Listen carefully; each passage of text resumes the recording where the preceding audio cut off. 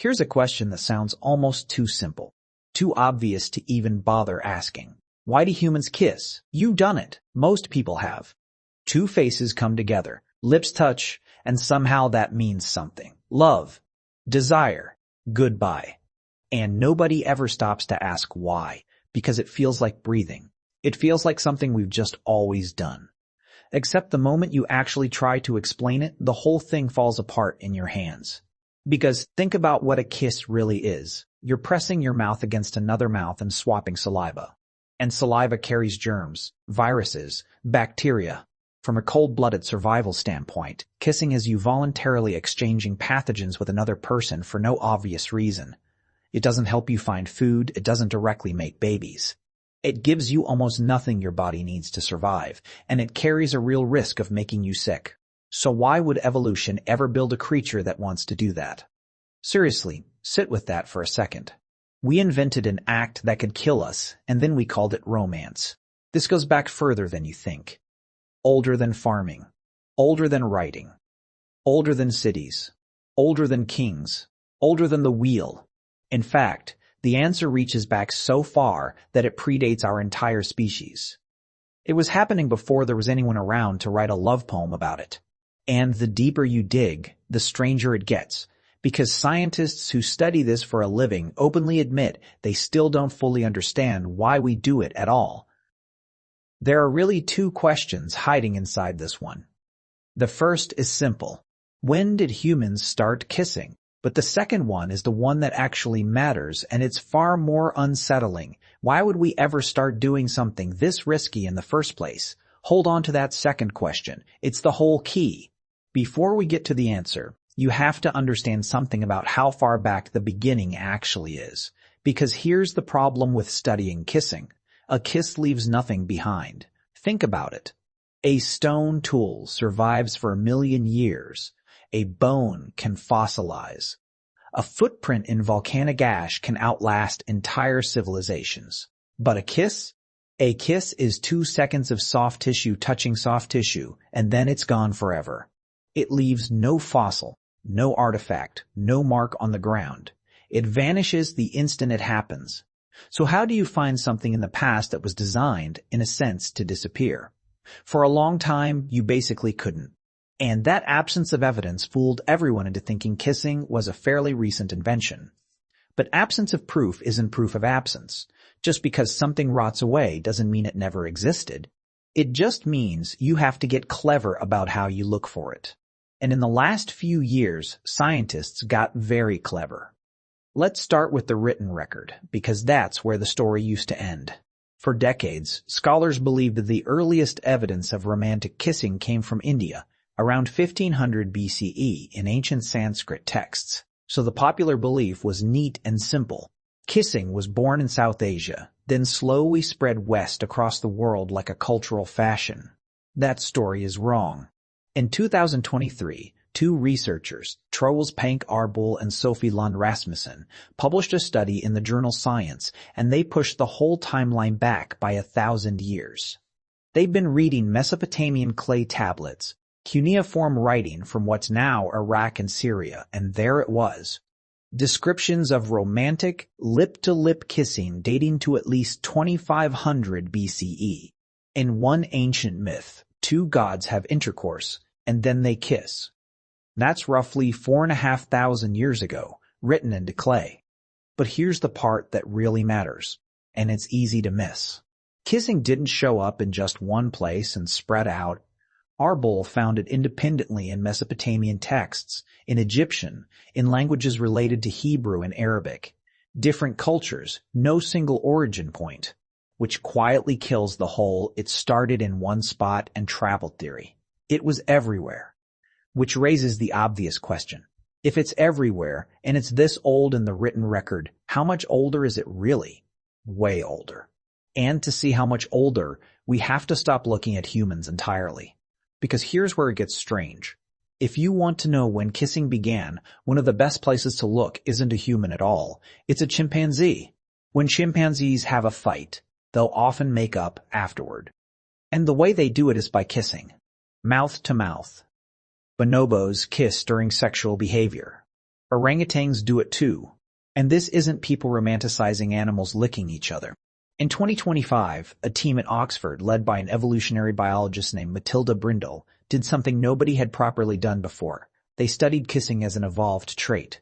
First, they had to define it, which is harder than it sounds because you have to separate a real kiss from a dog licking your face or a bird feeding its chick. So they landed on a cold, precise definition: non-aggressive mouth-to-mouth contact with movement of the lips and no food passed between them. That last part matters. No food. This isn't feeding. It's just contact for the sake of contact. Then they took every recorded example of primates doing exactly that, mapped it onto the primate family tree, and ran a statistical model to travel backward through time. If chimps kiss, and bonobos kiss, and humans kiss, then the ancestor all three of us share almost certainly kissed too. They ran that simulation 10 million times to be sure. The answer came back staggering. Kissing didn't begin with humans. It began in a common ancestor of the great apes, somewhere between 21.5 and 16.9 million years ago. Read that again, 21 million years. Let that number actually land, because it's almost impossible to feel. Humans, in our current form, have been around for maybe 300,000 years. This behavior is potentially 70 times older than our entire species. There were creatures pressing their mouths together in something like a kiss before there were humans, before there were words, before anything you'd recognize as a person walked the earth. The kiss was waiting for us when we arrived. So kissing isn't a human invention. It's an inheritance. We didn't create it. We just never let go of it. But if it's that ancient and that risky, that brings us right back to the question we've been circling. Why? Why keep doing something that spreads disease and doesn't obviously help you survive? The Oxford team found a clue, and it's a strange one. Every primate species that kisses also does something called premastication. That's a technical word for a simple thing. It's when a parent chews food, softens it, and passes it directly from their mouth to their child's mouth. Mouth to mouth. And that behavior is ancient, found across species with heavy parental care. So here's the theory. Maybe the kiss didn't start as romance at all. Maybe it started as feeding. A mother pressing food into her infant's mouth, and that intimate mouth-to-mouth contact slowly getting wired into the brain as something safe, something bonding, something that means I care for you.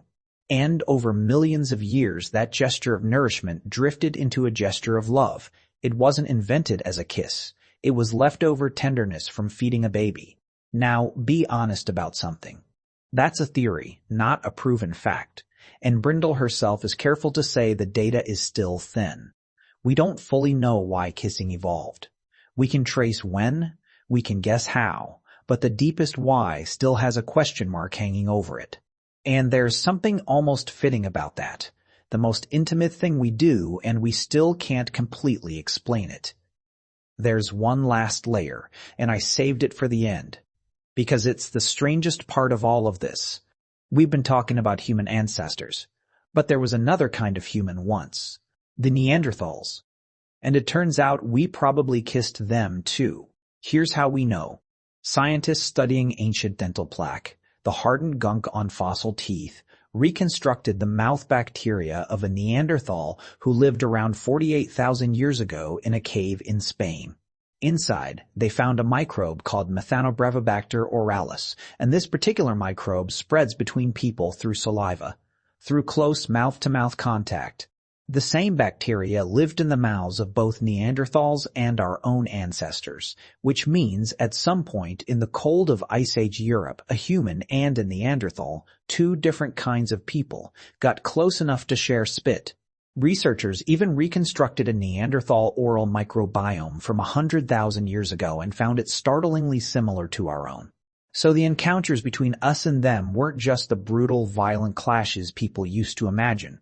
Some of them were tender, intimate, two different human species, leaning in, mouths meeting in the firelight. And that inheritance, that impossibly old gesture, is still sitting inside you right now. You did a version of it today, maybe. You'll probably do it again. A movement your body knows without being taught, passed down through 20 million years and across an entire extinct human species, straight into you.